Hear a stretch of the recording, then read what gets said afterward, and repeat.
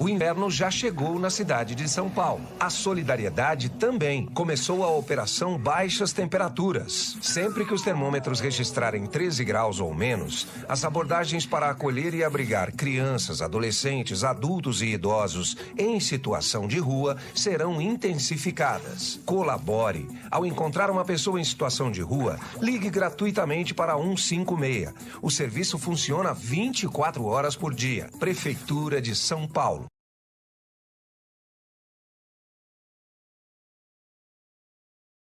Essa casa é sua casa, nós deixamos ela pra você.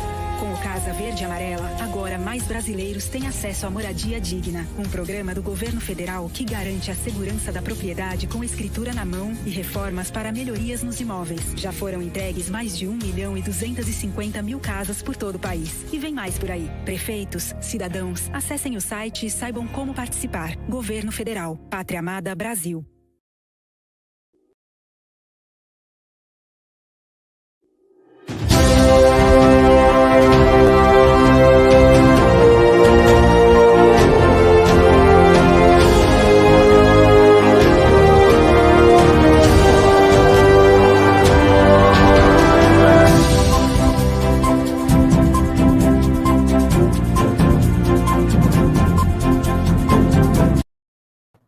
A partir de agora, você está no Brasil em Questão com os principais fatos da segurança, da saúde e da política que interferem diretamente na vida do cidadão brasileiro.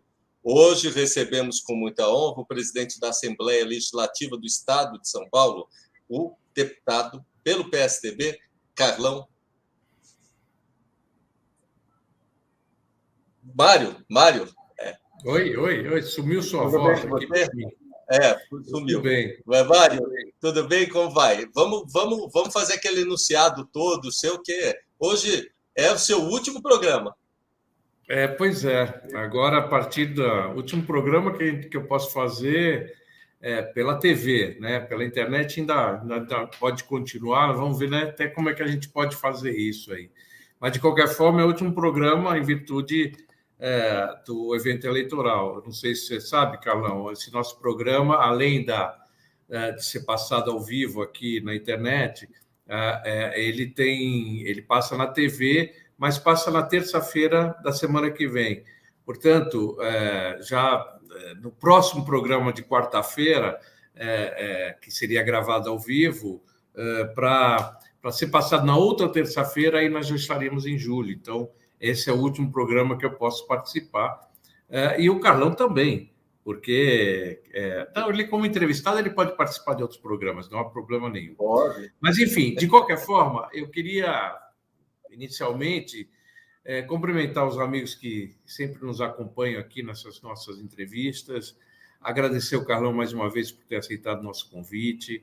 O Carlão é um amigo já de algum tempo, tem uma passagem com ele que eu morri de vergonha, que no curso da nossa conversa eu vou contar, mas inicialmente eu queria cumprimentá-lo, agradecer por ter aceitado o nosso convite e, enfim, vamos lá conversar um pouquinho sobre o andamento da Assembleia Legislativa, um pouco do panorama político e inicialmente desejar a você e a todos que nos assistem um ótimo programa. Boa noite, Carlão.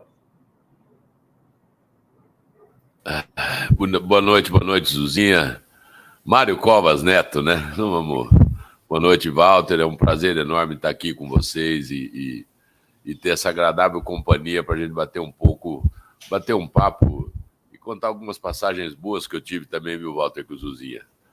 Amigo de 20 e tantos anos e nos conhecemos há muito tempo e temos boas passagens juntos, já choramos juntos, já rimos muito juntos, né? Mas que com certeza é um grande homem público, um cara que sempre preservou e sempre honrou a família Covas com esse sobrenome maravilhoso que ele tem. Muito obrigado. Bom, vou começar então, Walter, já contando o fato, para não deixar ninguém curioso logo. Logo que meu pai faleceu, uma série de homenagens foram feitas para ele no estado inteiro. enfim, o que é motivo de muito orgulho até hoje. Volta e meia eu estou numa cidade que, seja uma rua, seja uma escola, seja um ginásio de esporte, seja do que for, tem uma homenagem levando o nome do meu pai. Obviamente que isso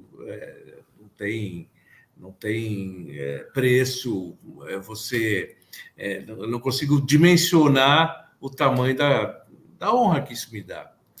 Mas logo após a morte dele, começaram uma sucessão de inaugurações assim, e o Carlão era prefeito, então, de Votuporanga, tá certo, Carlão? Isso. E aí ele inaugurou um ginásio de esportes, um ginásio grande de esportes, e que levava o nome do meu pai. E eu tinha uma dificuldade enorme de falar em público. E nessa época, então, pior, porque eu começava a falar como era um evento em homenagem ao meu pai, e para mim estava muito próximo ainda a morte dele. Eu começava a falar, me emocionava e chorava. E começava a chorar e eu não conseguia parar de chorar. Aquela coisa que você não consegue interromper, e aquilo eu ficava muito revoltado, porque eu não conseguia nem falar, nem agradecer, né, corretamente. E eu fui lá para Votuporanga, sai aqui de São Paulo, Votuporanga, longe aqui de São Paulo, vai até lá para coisa, ele insistiu, vai lá, poxa, vai ser legal. E estava cheio de gente lá. E eu, como não podia deixar de ser, acabei chorando, fazendo um papelão lá, mas ficou lá uma lembrança muito, muito bonita na cidade que homenageia meu pai, né? Foi muito legal. Mas essa foi a vergonha que eu passei. Não foi vergonha por causa dele, foi vergonha por minha causa mesmo, porque eu não sabia me controlar. Isso passou. Hoje em dia, você fala e não paro mais, todos sabem disso. Então, foi isso, né, Carlão? Lembra desse episódio? Não? Eu lembro. Mas sabe que é gozado? Eu perdi muitos amigos e homens que eu sempre admirei muito, né? E eu falei um dia ao Bruno que eu falo do Mário Covas, me emociona até hoje. É engraçado. É uma coisa muito forte, né? Quem conheceu e quem sabe do valor, né, desse homem e bravo, ranzinza, duro de mexer, né? Mas com certeza até hoje ainda é um dos poucos homens ainda que me emociona por tudo que ele representou para o Brasil, né? Eu acho que essa é a grande diferença. Eu entrei na executiva do PSDB, eu era muito jovem, e o governador nunca acreditou na reeleição, né? Nós estamos numa reunião da executiva, eu, menino, e estava o Sérgio Mota na reunião, o Serra na reunião e o Covas na reunião, as pessoas tentando convencer o governador a ir para a reeleição. E ele falava que não ia, e um bate-boca dele, você imagina, o cara era ministro, né, de telecomunicações do Fernando Henrique, batendo boca com o governador de São Paulo numa mesa como essa que eu estou aqui. Então, isso foi algumas passagens muito boas que nós tivemos e a hombridade que tinha. E como é que nós convencemos ele, Zuzinha? Você lembra do fato, não? Eu acho que o fato que convenceu ele, assim, que sensibilizou, pelo menos a época que eu pude notar, porque usavam todo tipo de argumento para convencê-lo, desde repetir a aliança do Fernando Henrique lá em Brasília e tal, mas o fato que eu acho que pegou mesmo foi de ter feito um ajuste no governo tão custoso, né? Porque você demitir gente, fazer medidas amargas, mas que teve uma repercussão muito positiva no final. E as pessoas falam assim, bom, agora que consertou o Estado, você vai deixar isso para o Maluf? Você acha justo deixar para alguém que vai acabar destruindo isso de novo? Então, isso calou fundo nele. Eu acho que esse foi o argumento mais forte. Mas não sei se é esse. Eu acho que foi esse o argumento? Eu acho que foi o único argumento que o sensibilizou e ele deu um tapa na mesa e falou, então eu vou. São Paulo, né? E é isso mesmo. Uma coisa muito importante, eu acho que, mas tá bom, eu acho que mudou muito a política Nós precisava dele hoje aqui, né? Esse extremismo que está a política brasileira, Você sabe, esse Carlão, radicalismo. Sabe, Carlão, que tem uma coisa que eu na época que meu pai era vivo, eu participava de política muito mais no processo eleitoral dele, eu não vivia diretamente isso. Mas gostava de política e acompanhava, é óbvio, não podia deixar de ser. E eu, volta e meia, li os jornais e quando tinha alguma manifestação dele, eu achava sempre que era uma manifestação meio óbvia, que ele falava o óbvio, sabe? Que não era uma coisa assim, não era uma novidade, era assim o que deveria ser mesmo, né? E depois que ele morreu, muitas vezes eu abro o jornal e fico procurando alguém falar o óbvio, e é difícil de você achar, porque as pessoas começam a elucubrar e fazer especulações em cima de teses, e não segue uma linha lógica, normal, esperada, né?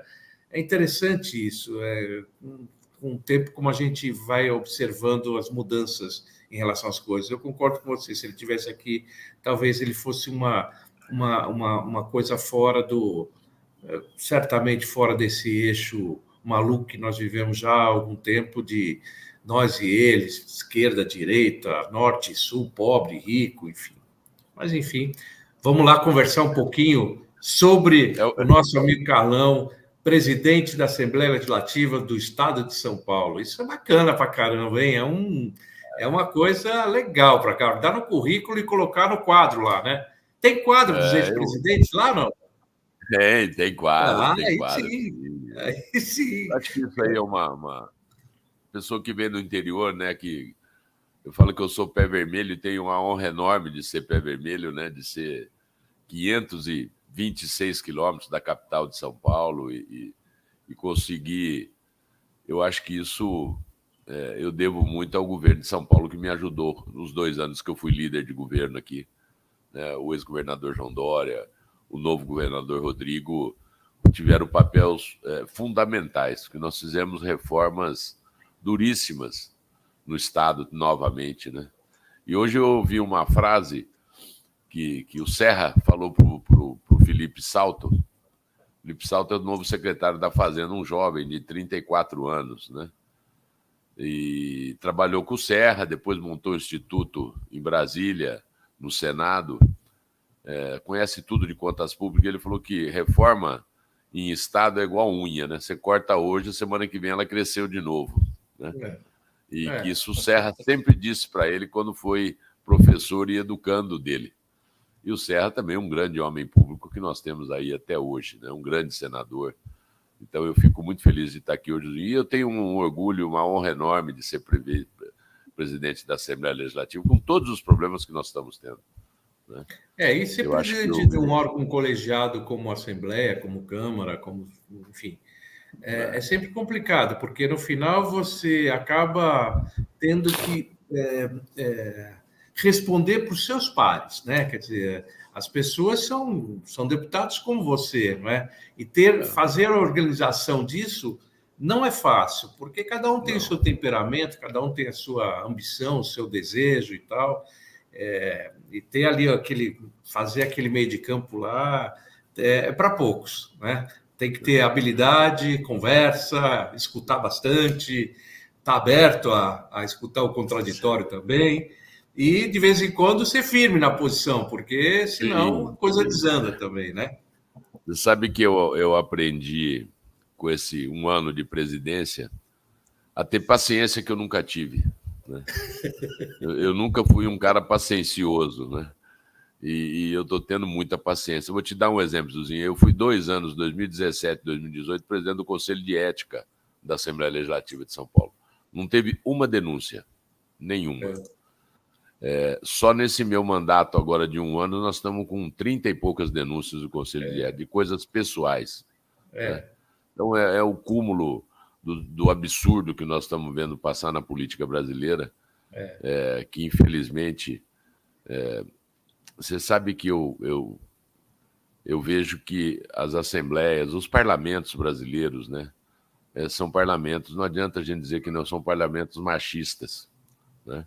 E que algumas pessoas não estão aceitando o espaço que as mulheres, os negros, os trans estão ocupando nessas casas legislativas, fazendo a defesa das minorias, que é importante para a democracia brasileira, a gente ouvir todas as partes e aprender a ouvi-las, né? Eu tenho 63 anos de idade, não sou jovem mais, eu acho que eu aprendi muito rápido. E quando você vê aqui meninos novos de um mandato, que entraram na Assembleia agora 4 anos atrás, batendo boca, discutindo, quer dizer, nós já tivemos de tudo. Há quantos anos... Eu me lembro, Zuzinha, a última cassação na Assembleia Legislativa de São Paulo, teu pai era governador, tá? Era de um deputado que eu não me lembro, não me recordo o nome, tinha sido vereador na capital, né? E foi cassado. O teu pai estava em Votuporanga inaugurando a iluminação do nosso aeroporto lá, do aeroporto estadual. Ele falou, preciso ir embora que hoje tem uma sessão de extrema importância. E eu fui com ele lá no Mandaqui, no Raiz do Maranhão, onde tinha um barzinho que ele gostava de, um restaurante que ele gostava de ir, bem perto do Hospital do Mandaqui. E de lá nós assistimos a sessão que cassou o deputado naquela época, né? Um nome árabe, eu não me lembro qual que é, mas eu vejo que a Assembleia tem feito... Eu acho que nós conseguimos dar um novo ritmo na Assembleia, votando os bons projetos que nós temos aqui, fazendo economia para os cofres do Estado. Você viu, eu tomei algumas decisões que são difíceis, você mesmo sabe. Por exemplo, eu tirei carro oficial da Assembleia, né? O deputado tem verba de gabinete, eu não aumentei o valor da verba do gabinete, ele que quer alugar um carro, ele alugue como todos os outros, né? Por que a Assembleia vai dar um carro para... Por que eu venho trabalhar com um carro do governo? Não é possível mais isso, né? Isso foi um baque que eu tive, mas eu disse que queria fazer isso, né? E fiz, e consegui acabar com oficina, com carro, com isso, com motorista, que não era bom a gente estar aqui, né? Fora os excessos que tem a partir daí, né? Você tem que cuidar do carro, fazer revisão, quebra, bate, não sei o quê, ter onde guardar esses carros, ter os motoristas todos. De fato, lá na Câmara Municipal, quando eu estive lá, já era assim, não ter carro oficial, já era uma coisa de locação. Acaba ficando mais barato para o poder público, pode parecer o contrário para as pessoas, não, mas fica mais barato porque você não tem todo esse aparato. Amanhã deu um problema qualquer, a locadora que troque o carro, que faça alguma coisa, né? Enfim, esse E nós fizemos uma ata de registro de preços, Zuzinha. Sim. E com a possibilidade de alugar X carros. Sim. Então, hoje... é um preço muito abaixo do que valor de mercado, muito abaixo do que valor de mercado isso. E é o que você falou, né? Tudo por conta da locadora. Eu acho que é melhor isso. Mas isso foi uma das medidas. Nós estamos tomando algumas medidas ambientais na Assembleia também, que eu acho de extrema importância, fazendo energia fotovoltaica, energia solar para dar uma economia e melhorar o meio ambiente, usando água de reuso para molhar as nossas... Usar na parte suja dos banheiros, em descarga, por exemplo, vai ser tudo água de reuso. Né? E também para fazer os jardins, irrigação nos nossos jardins com água de reuso. Então, eu acho que isso também nós estamos conseguindo. O ano passado, nós tivemos aí um ano de pandemia muito dura ainda, né? 2 anos difíceis, mas o ano passado ainda foi muito duro. Então, nós fizemos um auxílio de recursos para o Fundo Social para comprar alimentos solidários para distribuir tecnicamente para as prefeituras, todas as prefeituras, né? Então, eu fico muito feliz de a gente estar aqui hoje e a gente conseguir trabalhar, além de votar os bons projetos que o governo mandou para a gente, né? Você vê, o combustível o óleo diesel está congelado o valor do ICMS desde novembro do ano passado. Desde novembro está congelado e subiu... Era 4,70 e pouco litro da gasolina, o ICM era 60 e poucos centavos. Hoje está 7 e pouco e é 60 e poucos centavos, né? Então, percentualmente, diminuiu muito. Mas isso foi projeto aprovado aqui na Assembleia.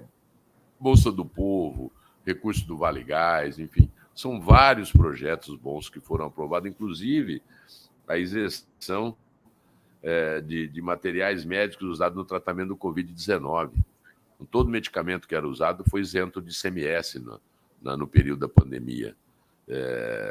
Aprovou a isenção de IPVA para autistas. Então, quer dizer, são uma série de bons projetos que foram aprovados aqui. Mas eu fico muito feliz, Zuzinha, primeiro de revê-lo. Tivemos pessoalmente junto esses dias, fazia algum tempo que eu não o via. Né? Estive visitando você na Câmara Municipal, quando você era vereador, viu, Walter? O Zuzinha é um bom amigo de muito tempo, né? Então, nessa inauguração, era para ir a dona Renata, né? Não sei por que ela não foi, e foi o Zuzinha. Ele não falou nada e só chorou. Ele chorou uns 25 minutos em cima do palco, cheio de gente, né? E depois nem eu consegui falar, e ninguém mais falou, e encerramos por ali mesmo. Falamos, vamos fechar, soltar a bola para a meninada aí no ginásio de esportes e tocar a nossa vida, né? Porque no final tinha muita gente, viu, Walter? Muita gente lá, e a molecada já louca para entrar no negócio, e aquele negócio ia demorando para inaugurar, porque era uma choradeira só.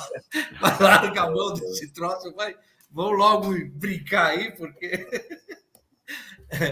Mas era uma alegria grande, eu acho que naquela época a gente.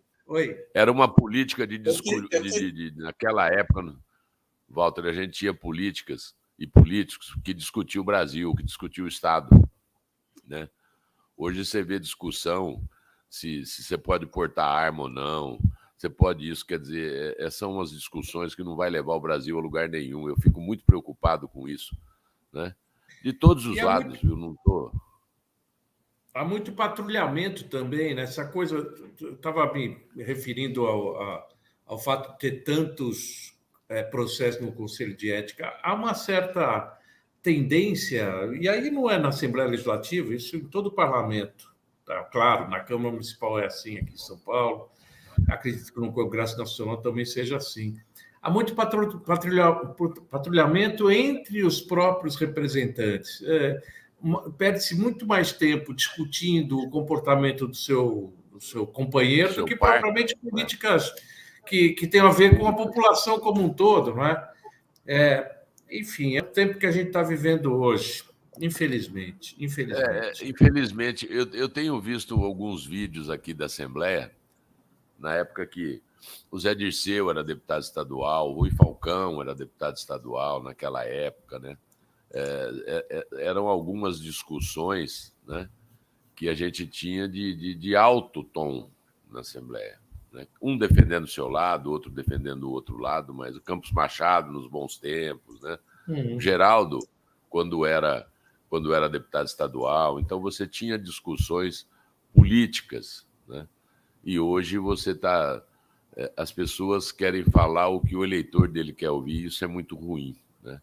Como governar para quem pensa só como ele. Eu acho que isso é uma maneira completamente equivocada. E não estou falando só de um lado, não, viu? Tanto a esquerda radical como a direita radical, eles têm um patrulhamento e um pensamento que está indo nesse caminho, que não é bom. Não é bom para São Paulo, não é bom para o povo brasileiro, né? Não é bom para o Brasil. Eu acho que nós temos que salvar e segurar São Paulo para que seja o pêndulo e essa locomotiva que sempre foi do Brasil, né? E com serenidade, com tranquilidade, a gente conseguir juntos construir um estado cada vez melhor. Para você ter uma ideia, São Paulo, no ano passado, cresceu quase o dobro, 5 vezes o que cresceu o Brasil, né?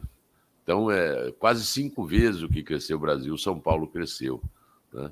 Porque São Paulo é um estado pujante, é um estado que o povo é muito trabalhador e muito conservador nas suas histórias e nos seus compromissos, né? Então, a gente tem esse pensamento e eu espero que a gente continue nesse mesmo caminho por muito tempo ainda. São Paulo tem problemas, lógico, nós temos muitos problemas para ser resolvidos, muitos problemas, né? Você tem um quadrilátero que você pega de Sorocaba, né, desce lá em Santos, vai em São José dos Campos e fecha aqui em Campinas e fecha em Sorocaba, que isso é 20% do nosso território aqui, que tem 85% da população, né? Realmente é muito complicado você ter, mas nós temos que resolver os grandes problemas que São Paulo fez, né? Você vê, o Rodoanel Mário Covas nós não conseguimos terminar até hoje. É umas coisas que não tem lógica. Quem fez, e quem começou e terminou a primeira fase foi o governador Covas, né? Terminou depois que ele faleceu e o Serra acertadamente enviou o projeto para que colocasse o nome dele nesse importante anel viário aqui de São Paulo, que já está lotado, porque foi pensado quando o governador pensou, isso foi há 20 e tantos anos atrás, que era para estar pronto naquela época, né? Então tivemos uma série de problemas nisso. Eu acho que nós temos que voltar a discutir a política de melhorar a vida das pessoas de São Paulo, que é isso que nós temos que fazer. Você sabe, Carlão, eu vou fazer aqui um testemunho, porque eu tenho lá minhas diferenças com o ex-governador João Dória, por questões partidárias, políticas e tal. Mas eu tenho que reconhecer que o governo que se passou nesses 4 anos, e muito tem o dedo do Rodrigo, eu sei disso, você sabe disso, porque o Rodrigo foi o grande gestor, o grande gerente. Aliás, ele foi entrevistado aqui, eu falei isso. Ele era o grande comandante do governo, mas, evidentemente, sobre a orientação e sobre a guarda e sobre, pelo menos, a orientação política que o João Dória dava, porque, afinal, foi ele o candidato escolhido pela população. A pandemia, tudo que aconteceu, etc., acabou agregando ao João Dória uma série de insatisfações, que eu diria que são insatisfações muito mais do plano pessoal do que do plano político, ou melhor, do plano político, digo, administrativo. Eu sei, tenho conhecimento do quanto se fez e quanto está se fazendo esses 4 anos. Acho que o período da campanha eleitoral, que vai começar agora em agosto, um programa eleitoral, vai dar oportunidade de divulgar tudo que foi feito, ou grande parte do que foi feito, e aí talvez as pessoas tenham noção do quanto, apesar da pandemia, com todas as dificuldades, etc., o quanto que o Estado continuou crescendo e crescendo com força. Então, voltando ao nosso início de conversa, em que você tem que fazer alguns ajustes, eventualmente, de tempos em tempos, exatamente para você dar o salto. Senão, você fica estagnado, né? E acho que isso foi feito com muita competência esses anos aqui. Eu espero que a gente continue assim, que São Paulo, que continue com um ritmo que vem demonstrando ao longo desse tempo todo, né?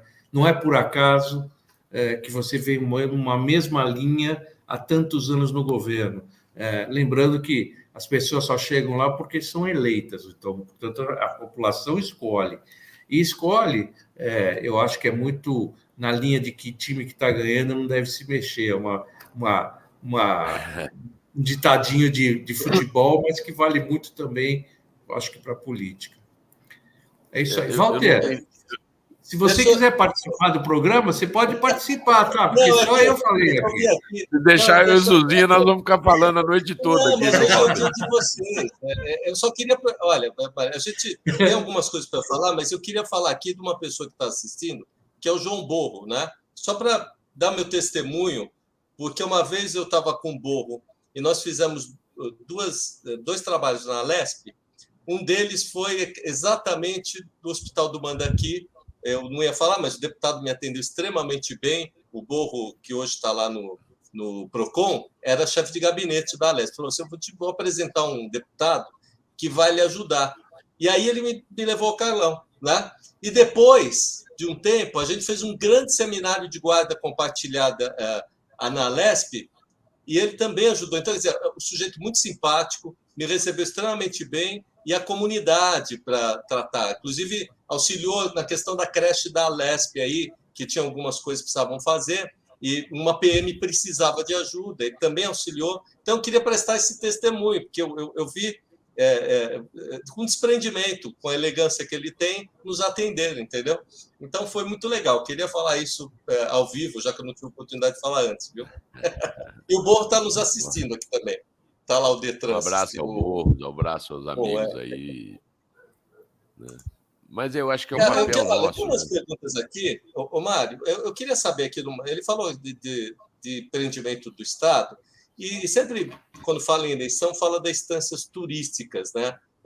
E aqui ele tem uma lei que ele criou com os distritos jurídicos e implantou as instâncias turísticas e municípios de interesse turístico. E isso é muito importante, porque não sei quantas tem, mas isso é discutido em eleição, mas ninguém efetivamente trata, né? Eu queria saber um pouco dessa iniciativa, porque tem até um pessoal perguntando aqui. Veja bem, Walter, nós criamos aqui por enquanto, 3 distritos turísticos. Nós temos 70 instâncias turísticas, mas 3 distritos turísticos, que é de Iguape, de Olímpia e aqui o Serra Azul, onde nós temos os parques aquáticos. Nós queremos transformar isso num futuro numa área de desenvolvimento turístico de toda uma região, não de uma cidade, né? Que é para poder avançar.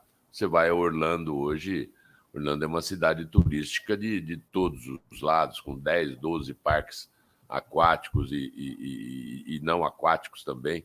Então, é isso que nós queremos fazer no Brasil. Queremos fazer com que a região de Iguape seja uma grande instância turística, um distrito turístico grande, não a cidade, mas a região. Ali tem belezas naturais, como cavernas, enfim, que o brasileiro não conhece. Nós temos o hábito, o brasileiro não tem o hábito de conhecer o Brasil, né? Então, eu fico muito feliz quando a Assembleia pode participar e ajudar isso. E esse ano nós criamos 3 instâncias turísticas, que é a Instância Turística de Barretos, a Instância Turística de Araras e a Instância Turística de Paraibuna. Isso, a cidade é a instância, mas ela vai estar dentro de um contexto de uma zona turística, de um distrito turístico que pode conglomerar ali 5 ou 6 municípios, como tem aqui a Rota da Fé, né, que não é uma cidade, ela vai se caminhando e fazendo isso. Então, eu vejo que a Assembleia trabalhou e tem trabalhado muito. E vou fazer uma colocação. O governo Mário Covas, lá em 96, fez um saneamento enorme no Estado. Infelizmente, ele não conseguiu terminar seu segundo mandato, mas houve um crescimento enorme. Sobrou, com as mudanças que ele fez, com o enxugamento da máquina pública. Esses últimos 3 anos, nós extinguimos 12 grandes empresas que foram muito importantes num passado não muito distante, mas que agora não era mais, não havia mais necessidade. Só isso nós diminuímos quase 1,5 bilhão por ano de salário de funcionário público. Foram feitos PDVs, enfim, foram funcionários que tiveram e vão se encerrando. Pessoas até que estavam aposentadas, enfim. E os nossos parques, viu, Zinha? Se você vê os parques que estão sendo concessionados por São Paulo, vamos pegar aquele centro que tem ali da Imigrantes. A quem conheceu aquilo quando estava na mão do Estado e quem conheceu hoje, quando está na mão da iniciativa privada, mudou da água para o vinho. Agora nós concessionamos o zoológico e também o botânico, que é do lado do zoológico ali. São grandes empresas, que vão fazer grandes investimentos e não tirando a gratuidade para as escolas públicas de nenhum desses lugares, né? Que isso é mais importante que a gente tem. Nós vamos ter um serviço prestado melhor. Quem conhece o Parque Cataratas de Iguaçu, eu fui na Cataratas de Iguaçu há 20 e tantos anos atrás e voltei agora há uns 3 anos. É completamente diferente o que nós tínhamos, o que nós temos hoje, num custo muito menor e uma desoneração dos cofres públicos, que isso vai tentando fazer com que haja uma redução das nossas cargas tributárias em cima do contribuinte paulista, que não aguenta mais pagar imposto, né? Esse é um grande negócio. Nós tivemos que fazer algumas alterações no ICMS em São Paulo durante a pandemia. Já nessa LDO, todas elas voltam da maneira que era de 4 anos atrás, agora no próximo ano, porque agora não é mais necessário. Mesmo com essa loucura de vai isentar ICMS, não vai isentar ICMS, isso é uma discussão que está levando à loucura os secretários da Fazenda, né? uma hora um fala outra hora o ministro do Supremo legislando, quer dizer, nós estamos perdendo um pouco o parâmetro do papel do parlamento, né? Isso aí eu fico muito preocupado com isso. Mas os distritos turísticos e as instâncias, nós vamos ter aí bons momentos. Quem conhece a cidade de Olímpia, quem conheceu a cidade de Olímpia 10 anos atrás e quem conhece a cidade de Olímpia hoje é uma coisa... Luzinha é uma cidade de 50 mil habitantes que tem muito próximo de 20 mil apartamentos para alugar na cidade, de hotel, de resorts, de resorts compartilhados. É uma coisa maravilhosa e excepcional. E o turismo O que significa para as cidades ou para a região ser considerada instância turística? Ele ganha mais recurso, repasse de dinheiro? O que muda? Ele tem uma instância, ele tem que se adequar aos papéis. Você pode ter instância religiosa, você pode ter instância turística, ou você pode ter instâncias de negócios também. Mas ele o Estado apoia ele com recurso financeiro maior, dependendo do tamanho da cidade, né? E que isso ele possa investir nas áreas turísticas daquela cidade.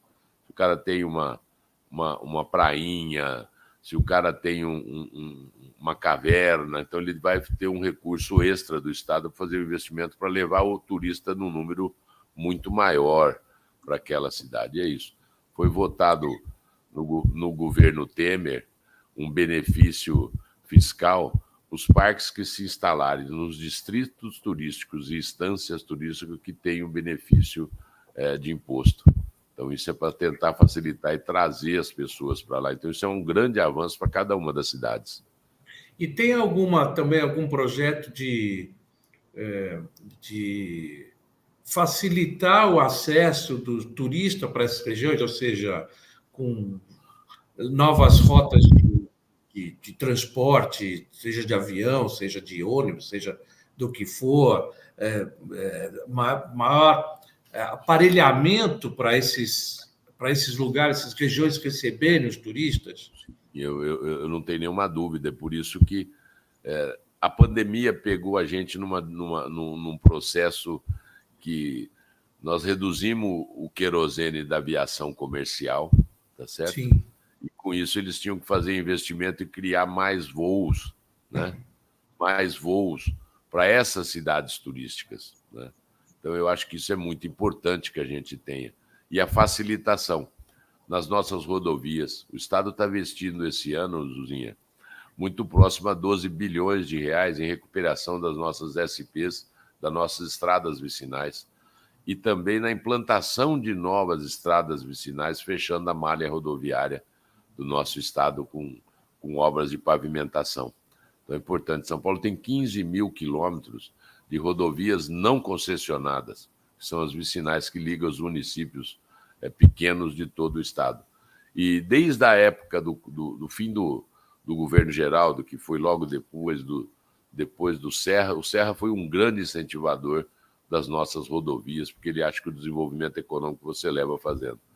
O Serra fez a duplicação da rodovia Euclides da Cunha, que é a que liga Mirassol até Santa Fé do Sul. Ela vem ali perto de Rio Preto e vai até a divisa com Mato Grosso. É uma rodovia de 200 quilômetros, duplicada, sem pedágio, foi feita com recurso do Estado, e essa daí trouxe um desenvolvimento econômico enorme para a minha região. Enorme. Que isso é onde passa a gente, as pessoas querem montar as empresas. Essa é a grande verdade. São os corredores que estão sendo feitos. Isso melhorou muito a vida dali, das pessoas daquela região. Isso está fazendo em todos os estados. Em todos os estados de São Paulo. É uma coisa impressionante. Eu podia até ter apresentado aqui o mapa das estradas que estão sendo recuperadas, das estradas que estão sendo pavimentadas novas, que é muito importante você ter esse deslocamento. Não só para o turismo, viu, Zuzinho? O turismo a gente fala que o turismo é uma fábrica sem poluição, né? Ela leva desenvolvimento, leva renda para as pessoas, leva muito mais emprego, né? E com qualificação. Então, por isso que nós temos que aproveitar.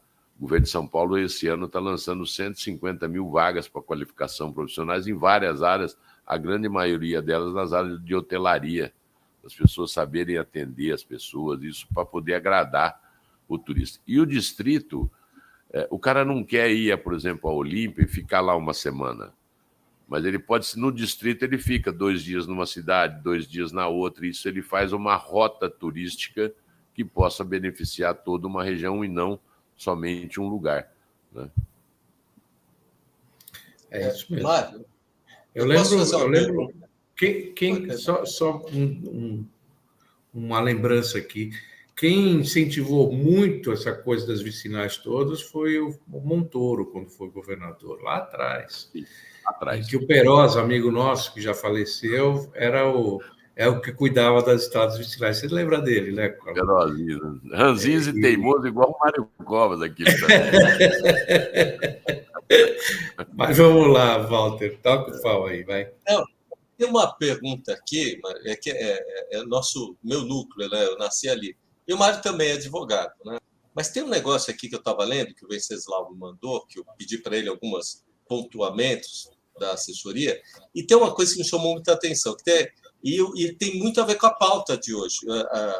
Diz aqui que a Assembleia assinou aqui uma adesão, diga não à violência doméstica. Olha, parceria, com entidades de peso, que é o CNJ, o Conselho Nacional de Justiça, a Associação Paulista dos Magistrados, que inclusive trabalhei lá, a MB, que eu também trabalhei, e a Associação Comercial de São Paulo. Nesse panorama, inclusive com uma notícia recente, né, deputado, que aconteceu hoje, uma tristeza aí, esse relatório de violência doméstica, o caso da menina, né? Quer dizer, e ainda hoje eu escutei muito na mídia, deputado, falar não tem política pública a respeito do assunto. Isso aqui vem de encontro a essa questão da proteção da mulher na sociedade, né? Então, eu queria que o senhor falasse um pouco disso, porque está bem em cima de um assunto muito recente que está acontecendo.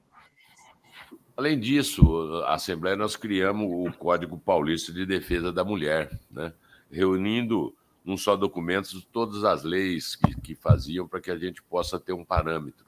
Não é possível, Walter, no ano que nós estamos, no estado de São Paulo, você discutir violência contra a mulher, feminicídio. Não é possível isso. Eu não consigo entender como é que nós podemos estar no século XX, né? Século XXI, discutindo isso. É uma coisa assustadora, né? Nós tivemos umas desavenças aqui, um deputado que destratou o Papa, o bispo de Aparecida, quer dizer, sabe, a Assembleia não é para isso, mas eu acho que a Assembleia fez um papel muito bom, principalmente com a doutora Vanessa, aqui da nossa, que é a presidente da... Não é a Pamages, é a Pamages, né? São Paulistas dos Magistrados aqui de São Paulo. Pamages, a doutora Vanessa, para a gente poder divulgar isso em todas as ações da Alesp, aquele X vermelho na mão, né? E isso, a Associação Comercial foi uma grande parceira, nós estamos fazendo, vamos fazer capacitação em todo o estado, né? Porque essa pandemia aflorou, ou as denúncias foram maiores, eu não sei se isso aumentou, ou é porque antes não tinha tanta denúncia. Você vê o ridículo que foi um procurador batendo naquela procuradora dentro da sala da procuradoria de um município lá de Registro. Se isso acontece em São Paulo, Walter, eu fico imaginando o que não acontece no sertão do Sergipe, o que não acontece no sertão do Maranhão. Você está aqui, nesse estado que é uma monstruosidade, que é São Paulo. Quer dizer, é uma coisa inadmissível a gente falar sobre isso. Inadmissível. Nós tivemos outro dia discussões na Assembleia horríveis nesse sentido. As pessoas têm que entender. Hoje, com muito orgulho, o povo de São Paulo elegeu uma mulher trans como deputada estadual, né? Uma moça que tem uma capacidade de pensamento e que é muito diferente de tudo. Tivemos aquela cena horrível na Câmara Municipal de 2 mulheres também se pegando lá, quer dizer, tá muito aflorada a discussão, né? Os nervos estão à flor da pele e nós estamos perdendo tempo e gastando dinheiro público para não discutir uma política pública de qualidade, não só para São Paulo, mas para dar exemplo para o Brasil. Você veja bem, Só o ex-governador João Dória poderia ter o pensamento de criar, que nós aprovamos aqui, a distribuição de absorvente para escolas públicas de São Paulo. Eu fui falar naquela época com o secretário Rossielli. Eu não poderia imaginar que uma mocinha, uma jovem, não ia numa aula, faltava aí 4, 5 dias de aula numa semana, num mês, porque ela não tinha dinheiro para comprar um absorvente íntimo para poder ir na escola. Como é que você pode imaginar um negócio desse? Não é? É verdade. E São Paulo criou. Isso é um benefício para os nossos pais. São Paulo hoje contrata pais de alunos para servir de guardiões das escolas, né? Para poder cuidar dos alunos na própria comunidade onde ele vive, né? Então, isso é de extrema importância. São bons políticas públicas que nós podemos avançar, e nós vamos avançar muito, ainda não tenho dúvida, que São Paulo está sempre dando o exemplo disso, né? Prioridade de atendimento nos IMLs para as mulheres. Eu acho que são coisas assim que são pequenas, grandes coisas que mudam a vida das pessoas, né? O nosso Vale Gás. Agora nós estamos tentando aprovar um recurso extra no orçamento para que a gente possa dobrar a nossa Bolsa Trabalho, né? As pessoas estão passando fome, viu, Zuzinha? As pessoas estão passando fome. O Estado tem que ser parceiro dessas pessoas que perderam seus empregos na pandemia, né? E eu tenho... O próprio secretário Felipe Salto fez um levantamento. O ano de 2021, né?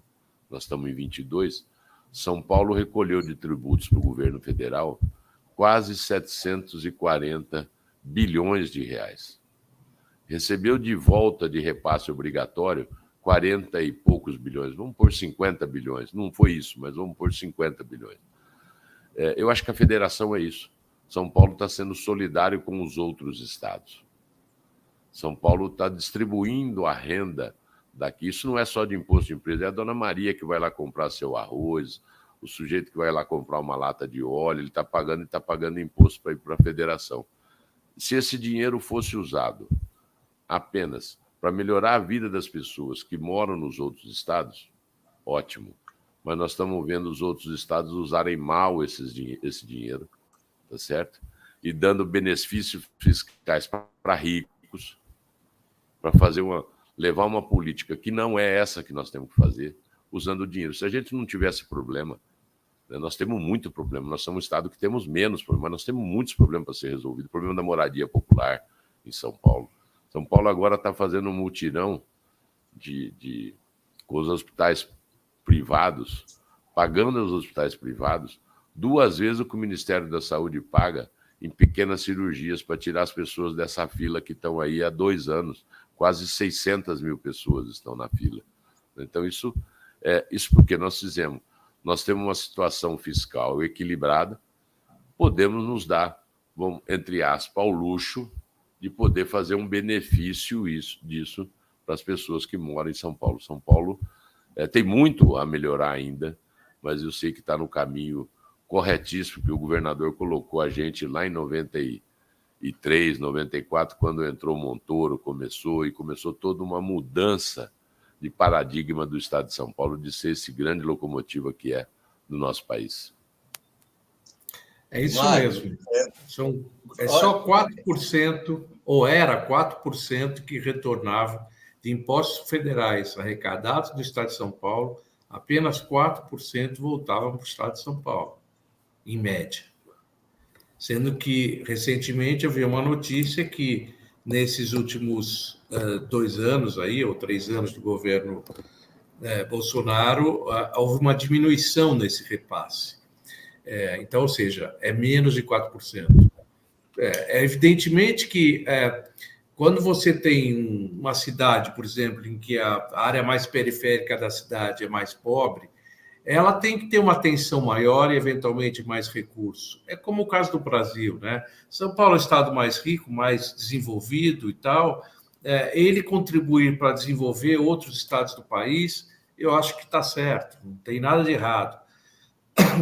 Mas Quando você se fala em mais de 300 bilhões de reais em anistias e benefícios fiscais que se dá, você fica pensando, pô, mas a gente está mandando para lá para ajudar os outros, e, na verdade, você está fazendo benefícios para quem? Será que esses benefícios, o resultado, o que se pretende com esses benefícios? É incentivar uma região, é incentivar um tipo de produção, é alguma coisa temporária para que isso ocorra, ou é uma coisa permanente para privilegiar alguns bem relacionados e que conseguem o benefício para si, não é? Então, é preciso olhar um pouquinho isso com mais cuidado, sabe? Essa é uma preocupação que eu tenho. Quando eu fui candidato a senador, eu já bati nas teclas. Não tem problema São Paulo dar mais para o Brasil do que retornar para cá muito menos. Mas é preciso ver se o que está retornando para cá é correto, porque, afinal de contas, nós também temos problemas, nós também temos gente na rua, nós temos gente com fome, nós também temos pessoas assim. Então, é bom a gente olhar um pouco, não é porque nós temos o primo rico que ele tem que sustentar a família inteira, quando na sua casa tem problemas também. É bom, vamos olhar isso no geral, não é? É isso mesmo, cada um tem que fazer a sua parte e temos que dar umas reclamadinhas, sim. Eu acho que essa distribuição está equivocada. O novo governador Rodrigo, ele fez quando saiu toda a discussão e o presidente do Senado chamou os governadores para lá, ele foi com uma proposta. São Paulo topa ajudar a reduzir o valor do ICM e tentar diminuir o preço do combustível. Mas o petróleo não para. Todos nós sabemos que o problema do combustível hoje, né, é um problema mundial, né, é um problema de guerra. O petróleo saiu de $40, 30 e poucos dólares, para 116, 120 dólares a última vez que eu vi. Não sei quanto é que está hoje, mas está muito próximo de 110, 115 dólares o barril de petróleo. Né? Olha o tanto que subiu. Né? O dólar, uma disparada crescente, mas o novo governador fez uma proposta para que se colocasse um gatilho na lei, que toda vez aquela redução daquele produto, ou álcool, ou gasolina, ou diesel, caísse 5% o valor da arrecadação, ele dava um desconto na dívida pública de São Paulo, que tem que pagar para a União. Então, São Paulo toparia subsidiar para receber em parcelas futuras. Né? Que é mais uma amostra de solidariedade de São Paulo. Enquanto você vê em São Paulo que era 18% o valor do diesel, nós temos um estado com 34%, que sobrevivem com as suas políticas públicas em cima desse imposto. Como é que ele vai zerar? Não sei. São Paulo vai sofrer, mas com certeza o equilíbrio fiscal que começou lá atrás, né, há 20 e tantos anos atrás, nós estamos sendo governos responsáveis até hoje. O Brasil está gastando muito próximo de 150 bilhões de reais a mais do que arrecada há 9 anos consecutivos. Há 9 anos consecutivos. Isso dá 1 trilhão e tanto. Né? Então, é uma coisa que não é insustentável. É insustentável isso. Né? Vai ter que se fazer uma discussão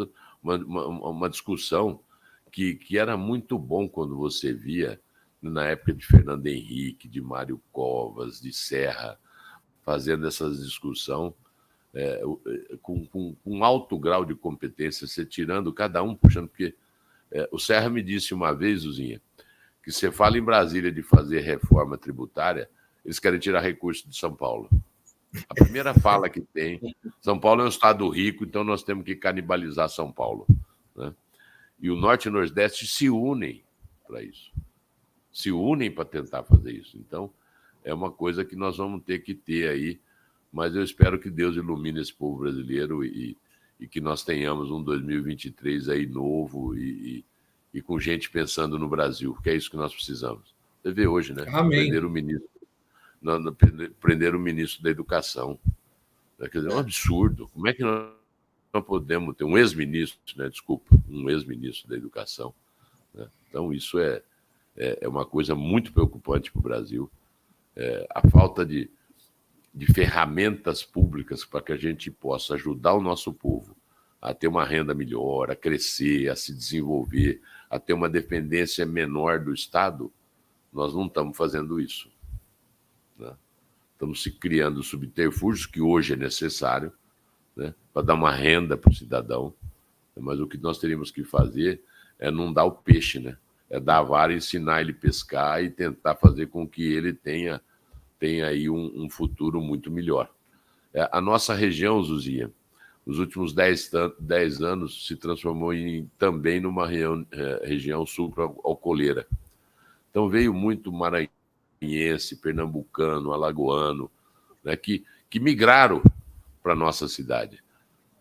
E às vezes se encontra com eles e a gente sempre está reclamando de tudo, né? O povo latino é um povo que o senhor não conhece o meu estado, o senhor não sabe como é que isso aqui é bom de morar e de viver, né? Aquele trabalhador braçal, né? Aquele cara que ganha, sei lá, 2, 3 mil reais por mês, né? Aquele tem uma vida muito melhor. São Paulo proporcionou a essas pessoas uma vida muito melhor, né? Mas nós teríamos que fazer isso com muito mais discussão, com a tripartite.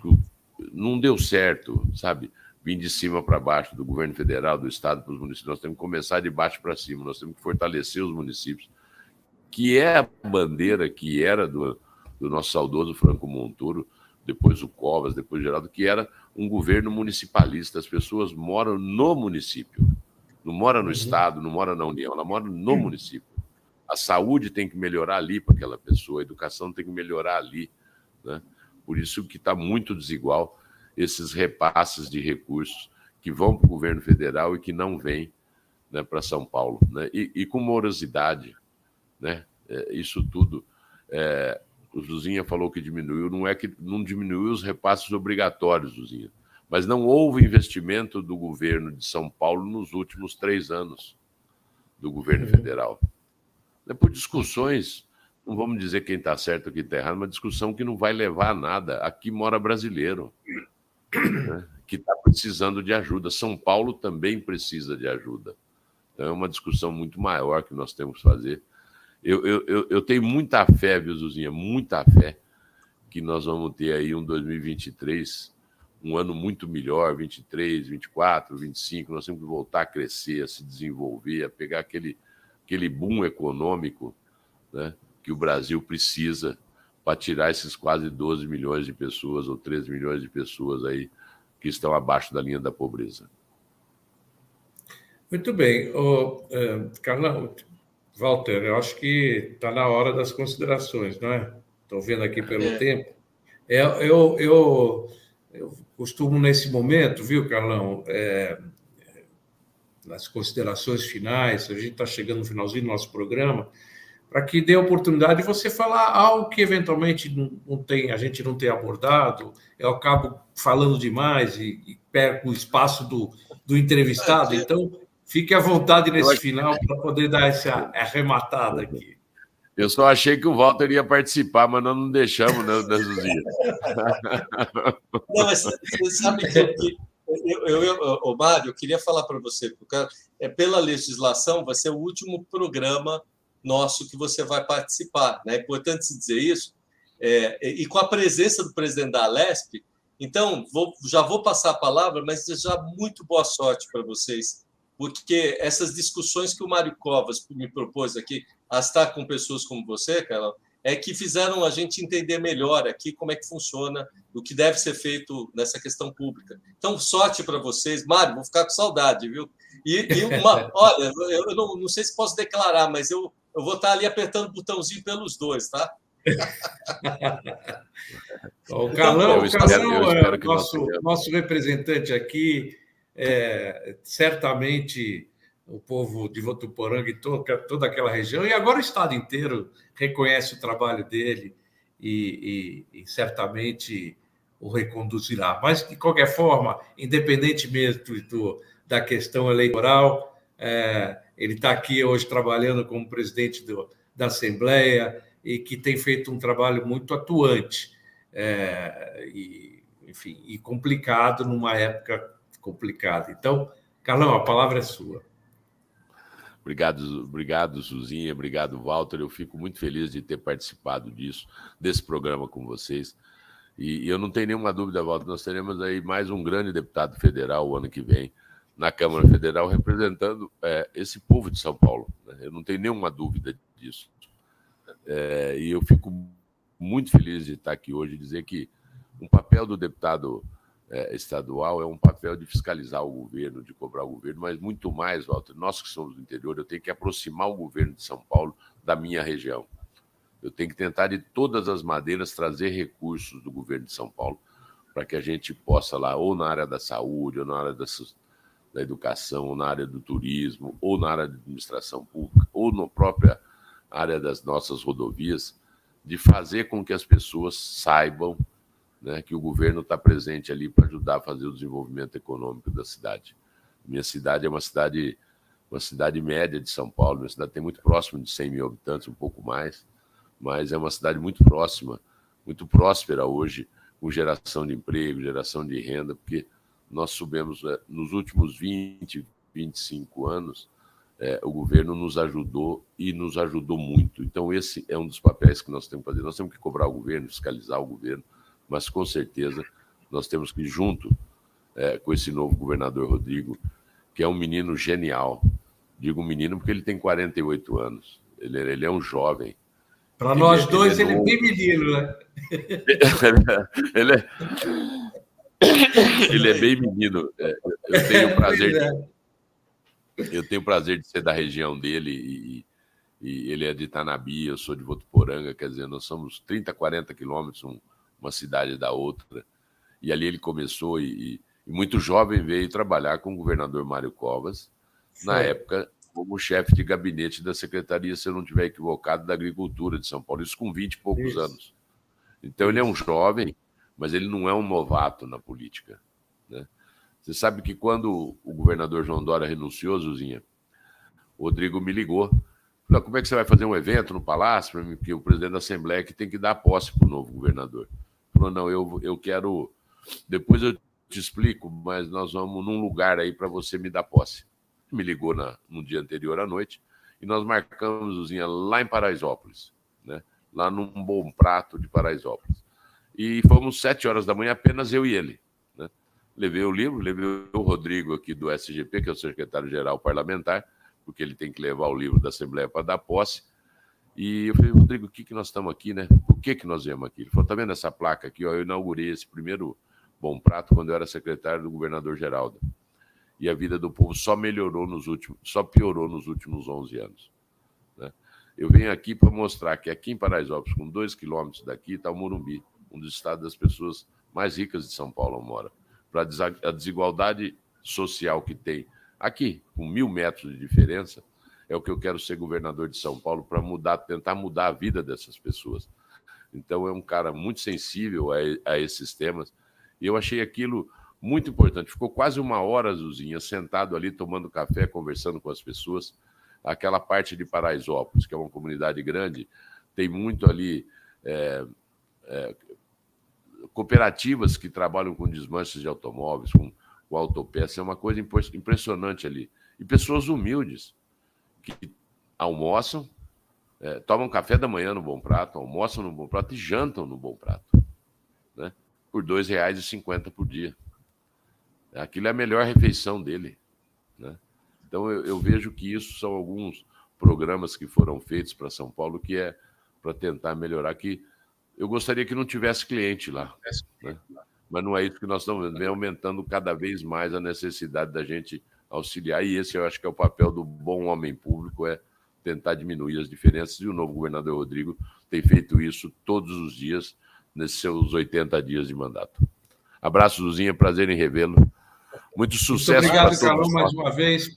Muito obrigado, Carlão, mais uma vez, por ter aceitado o nosso convite aqui. Foi um prazer muito, muito grande. Para mim, uma satisfação enorme.